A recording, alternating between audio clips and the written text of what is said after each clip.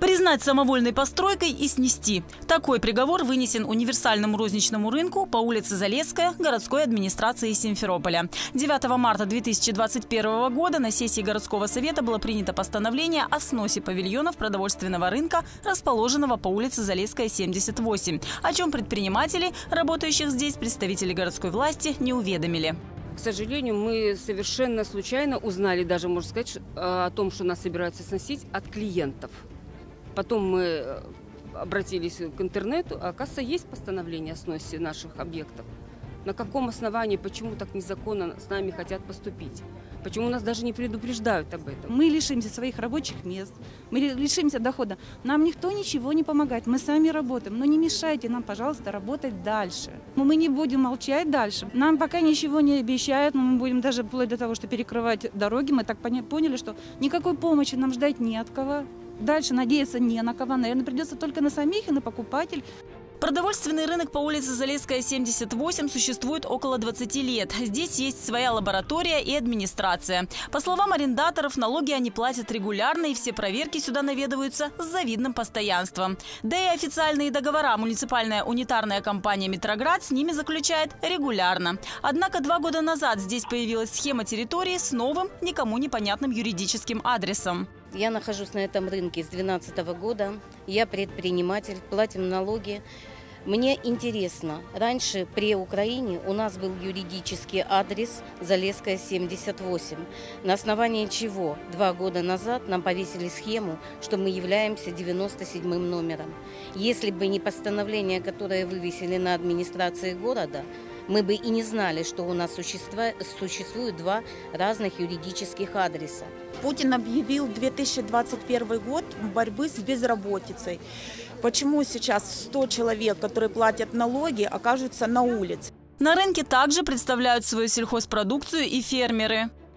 У нас вопрос к администрации города. Что делать с нами? Нас пригласили сюда на рынок, и мы здесь спокойно могли продать свою продукцию.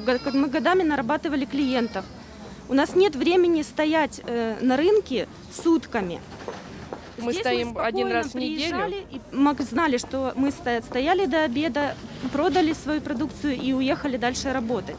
Идти опять подворотню, как они говорят, с пола. Тут у нас прилавки стоят. Против сноса рынка здесь оказались не только предприниматели, но и местные жители. Этот рынок, единственный рынок на всю Залесскую, и сюда приезжают даже отовариваться вот мои друзья из Заводского. Как можно все это взять и снести? Как можно людей оставить вот ни с чем? Людей торгующих, людей покупающих. Об этом очень хорошо должна задуматься администрация города. Меня это очень устраивает. Мне не надо ездить ни на центральный рынок, ни в МУПы, извините, яблоко ходить или в пуд. Меня это... Я просто возмущена, честно. Он всегда приносил пользу людям, был всегда очень удобен для людей, особенно для пожилых людей, которым не нужно идти там куда-то далеко, а буквально в шаговой доступности. Все очень свежее всегда и хорошее. И что самое ужасное, что вот сейчас люди, я смотрю, они обозлились на власть. По словам арендаторов, все их попытки выяснить у городских властей, почему принято такое решение и какова их дальнейшая судьба, не увенчались успехом. Поэтому они собрали подписи и подготовили видеообращение. Обращаемся к администрации города Симферополя. Пожалуйста, объясните нам, на каком основании наш рынок признан самовольной постройкой, если раз в год идет приемка рынка, если приезжают к нам пожарные, у нас есть лаборатория на рынке, у нас есть администрация на рынке,